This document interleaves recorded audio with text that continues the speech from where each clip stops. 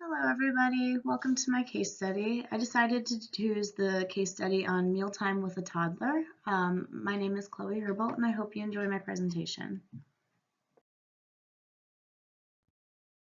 Hello everybody. Alright, so I wanted to start off with a little background about the case study. Josiah is a 22-month-old child living at home with his mother and grandmother. During the week he is at daycare due to his mother's work schedule. After daycare is over, they usually arrive home around 6 p.m. While Josiah's mother and grandmother prepare dinner, he roams around the house with a sippy cup full of apple juice. During this time, he also is demanding snacks such as crackers, cheese slices, and cookies. Once dinner is prepared, Josiah fights being put into the booster seat, yells at his mother and grandmother, and the two of them usually eat quickly in front of the television while Josiah eats food off of their plates for his meal. The daycare center also has reported that he is having a difficult time sitting down and eating lunch. The mother and grandmother are very concerned that he is not eating enough food during dinner time.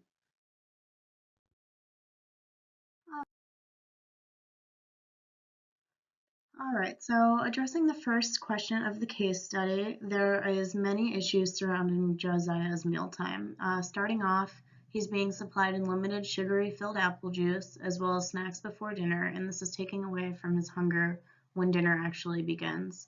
His mother and grandmother are also not setting a great example by sitting in front of the TV. According to Nutrition Through the Life Cycle, toddlers easily become distracted, and parents and caretakers should keep distractions such as TV to a minimum during mealtime to allow for the toddler to practice self-feeding and experience new foods. This part of learning self-eating is really imperative moving forward for the child's everyday life and healthy eating habits. It's also really important to note that by not having enough time in between snacking and dinner, he's not only filling up from the snacks, but due to not being hungry, he's even more distracting than he normally would be during dinner if he was actually hungry. Having set rituals and times for snacks and dinner with the time in between is important for Josiah at this age. All right. Another question from the case study was how to introduce new foods into Josiah's life. So there's many ways that his mother and grandmother could introduce new foods into his diet.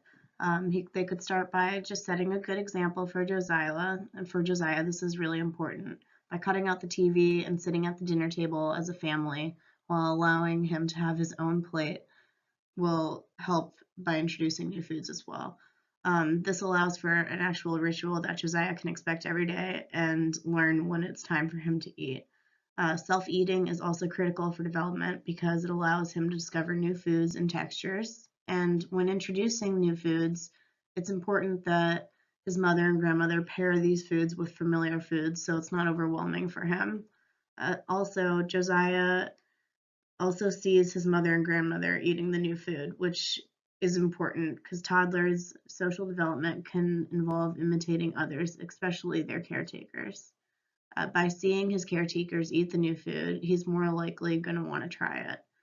Answering another question from the case study, the concerns I have with Josiah's having unlimited supply to apple juice before mealtime is that having unlimited access, it is suppressing his appetite by the time he is actually ready to eat dinner. So by limiting his supply before dinner, it will help keep him satisfied until the meal is ready, but it won't fill him up to the point where he's not hungry for his meal. This will most likely also help with the yelling before dinner because Josiah will actually be eager and hungry for dinner time instead of not being hungry and yelling at his mom and grandmother about getting into the booster seat.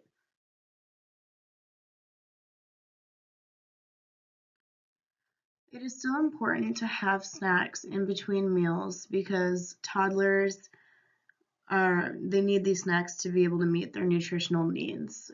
By allowing children to graze on sugary-filled snacks, however, during the day, like cookies and chips, it can actually suppress their appetite for the basic foods that they would need at mealtime. This being said, exchanging Joshua's snacks out for healthier options is a better choice to ensure that he is still hungry when his meal times begin. Also, instilling portion sizes is important for healthy eating behaviors. According to Nutrition Through the Life Cycle, a good way to gauge portion sizes for a child is about 1 tablespoon of food per year of age. So for Joshua, almost being 2, it'd be about 2 tablespoons for a meal. Answering the last case study question, should Josiah have to eat all of his food off of his plate before leaving his booster seat? This is a big no. It is important to allow the child to eat till they're full rather than to force the child into eating too much. It's important to let the child be responsible for how much they want to eat instead of enforcing kind of the rule, clean your plate in that motto. By trying to enforce clean your plate, it can actually promote obesity and unhealthy eating habits later in life that will continue him to feel like he needs to eat everything off of his plate. Lastly, by Josiah's mother and grandmother showing him positivity throughout this process, he's going to be more likely to be successful with healthy eating behaviors that are going to stick with him throughout his childhood into adulthood. And it'll also help in the time being for their dinners to run more smoothly. Thank you so much for listening into my presentation. I hope you enjoyed it. Thank you.